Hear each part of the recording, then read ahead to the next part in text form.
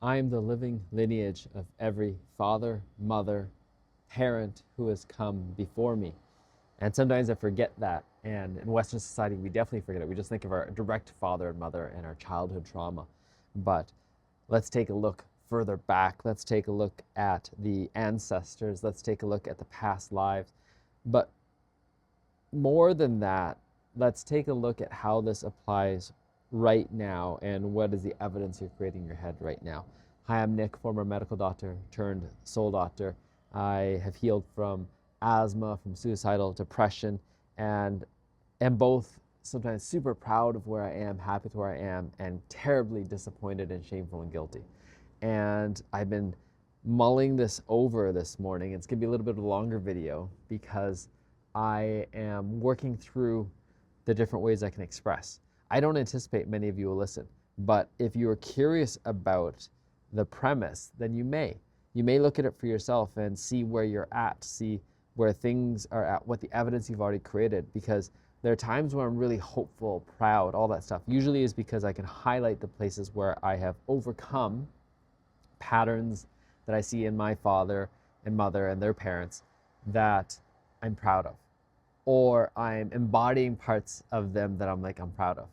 And then there's parts I feel shameful and guilty. Why am I still doing this again? Why am I still addicted to this? Why am I still, stuck in my ADD ways, or triggering others, or being triggered, or feeling small, or all the stuff.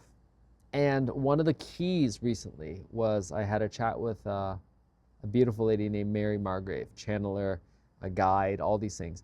And she reminded me, the moment you feel knocked off your feet, counterattacked, like you're having these big visions and all of a sudden something feels like it stops you, wherever that source comes from, whatever story, can you take a look and say, oh, I'm on the right path, because that inner critic, that inner shamer has gotten alive again now. And that has come up over and over again in my life. And I'm looking at these TSN turning points, and TSN, Canadian Network Sports turning points. But one of the big ones is when I finally burned out and was suicidal from training to become a doctor. And in hindsight, man, that was the best, because I finally got out of a pattern that if I hadn't, I'd still be in and probably dead by now. I knew I'd be dead by about 45. I'm 45 right now. That happened when I was 30. And then the second part, though, of that is that I would never have wanted that in the moment. It felt so terrible, so alienated from my parents, so disappointed in myself, so disappointing to others, not contributing, not doing anything, being completely stuck for a few years, not feeling like I was adding any value to the earth, feeling like I was sucking up. I was on disability. I had lost my identity. I was getting kicked out, exiled from my current roommate, because I just can't deal with this guy anymore. And then from actually his ex-girlfriend and her partner, who took me in, so grateful for that, and then had to leave that. And then as I was driving to Vancouver, knowing I was going to move there, I was dating a girl there, and then crashed my car and realized I needed to break up to shift things up again. So every single thing was saying no, no, no, no, no. And it's so hard. And it's the same thing when I first stepped into ceremonial work, plant medicine, ayahuasca ceremony. That was the one that was the last day I took any medications for my asthma. I would never predicted that, because it was the most challenging ceremony I'd ever been in, the no thingness, everything else. And I've spoken that before, and I'll speak about it again. But that was also the last day I had any medications for my asthma. And also, I also got downloaded the Soul of My Unborn Son, and then had to see how I failed taking those 2 years doing something different, and seeing how I pass up opportunities, have passed up opportunities, and now much more often I'm stepping in them even if they don't make sense. We moved to Hawaii for 3 months. That didn't make any sense. We still have this place here, we're paying double rent. So there's so many things. One of the things that really sparked this was the fact that we've moved so much.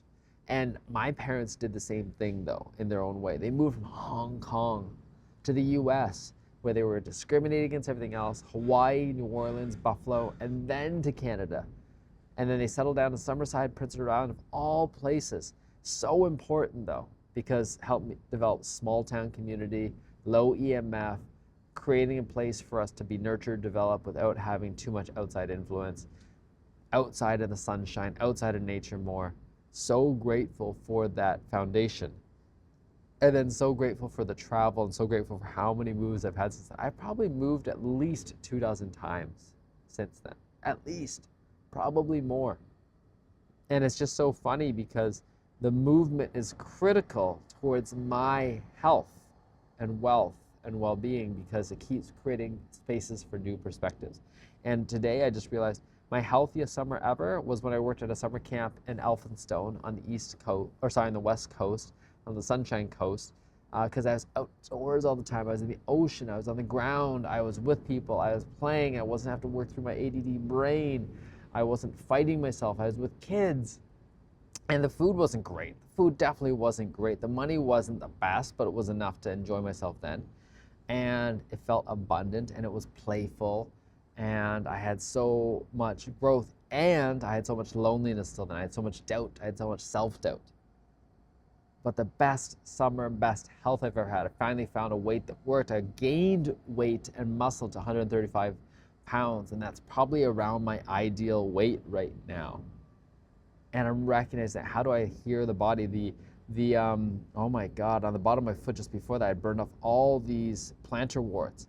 And when I went there, gone. I attribute it to the ocean water and the regular exposure as well. But I don't know. And now I can see how important the sunshine was. It was like an experiment before the experiment. And then now a big part of my life is stepping into the breath work, into the medicine work, into the being work, into the not doing work, into the feeling like I'm wasting time, into the enemas, into the urine therapies, into all the stuff that was not covered in my Western medical training. And I could sound like a complete kook right now, but I have the evidence that my body feels better than ever, and people can see it, and there's still fears, and it's okay. And then right now I'm hitting another transition point.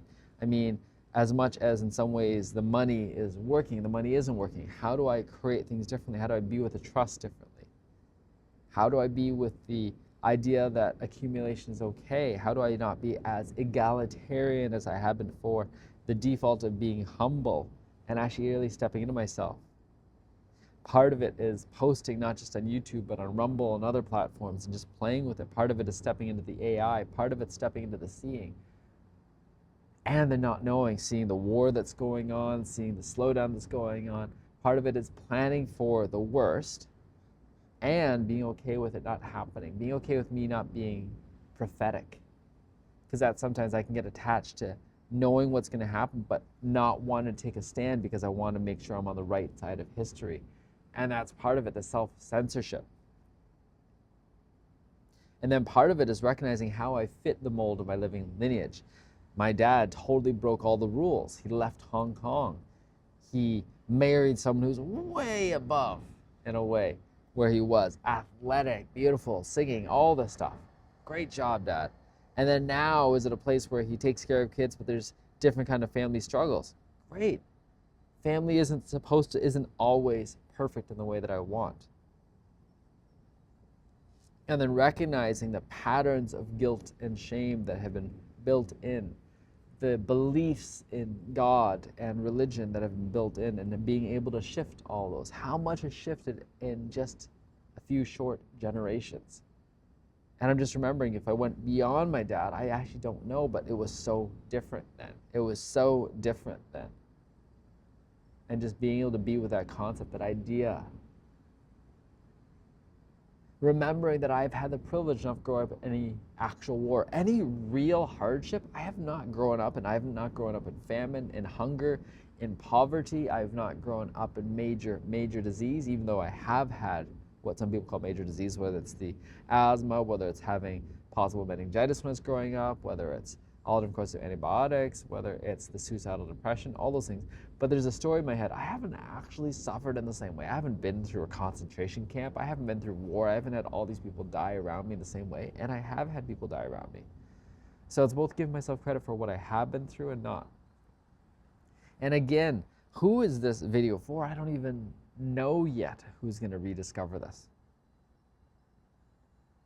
But part of it is stepping into it. Part of it is stepping into these living lineages. Part of it is waking up to myself, and in so doing, waking up to ourselves and waking up to the next generation, because we are doing things or trying to do things the opposite quite often. I'm trying to give my son the unstructured life, and then recognizing, how do I allow other people who have more structure into his life, because he's getting a different kind of teaching, and it's exponential then. And that's part of my work, is just being able to create more trust. More trust in myself, more trust in those around me, and then also not abdicate my throne. There's so many places where I need to lead. So I'm going to keep creating content, keep sharing of myself. Oh, I also remembered, wow, I followed the lineage of the technology and bought the latest phones. And since last year, I've been recording more videos than ever. And so grateful for that. I've recorded probably at least 600, 700 videos. That's crazy. That's probably as much as I've recorded in my whole life. More content than I've recorded my whole life. And how much has shifted? It is exponential change now. It is exponential change.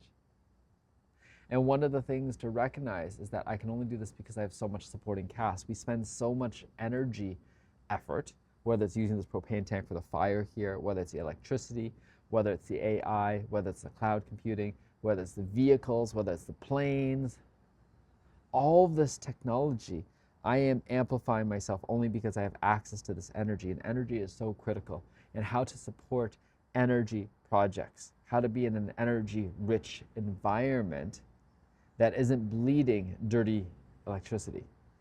And part of it is right now I can see I want to move into a little bit more of a rural environment. Hawaii provided that. Here I want to provide that as well. And then eventually find places where there's more of a communion with nature, with indigenous tribes, with ancestors, with lineage. And part of it is letting go of just the biological lineage as well. It's that idea, that concept. There's the extraterrestrial lineage as well. There's the cosmic lineage. There's the internal lineage. There's the solar lineage. And then there's the soul lineage, the Ohana lineage. And I love that the words come before I realize why they're there. And then also remembering my lineage and all the ways that I'm talking right now is making space for you to see your own. That's what I really want from my work, is as I'm seeing myself, you're getting to see yourself. As I'm walking with you, you're walking with yourself. I don't anticipate a lot of people will watch all this content right now, especially. I imagine much of it will be summarized by AI eventually. But I'm willing to put this out there because I am willing to reflect myself. And there's times that I've created videos that I haven't even looked at yet, that I know are important. And right now I'm re-listening to my calls with Mary and Margrave. I'm re-listening to my calls with different allies, teachers, friends, because there's wisdom that has come through that it's time to ground it into reality, because it's not just thought, it's not just contemplation, it's the action that will ground it into reality. Ciao for now.